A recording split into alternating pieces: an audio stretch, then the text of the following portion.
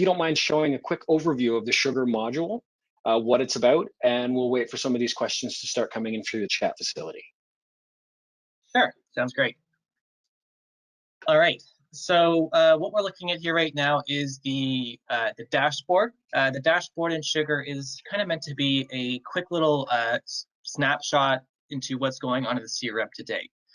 Typically, customers will use this to plan out their days. We might have dashlets on here that would show them any sort of planned meetings or calls they have today, maybe any specific tasks that they have due that are coming up. This is where you kind of get that information, as well as, you can see here, for example, I have an open opportunities by expected close date report that just shows me what's going on in my pipeline.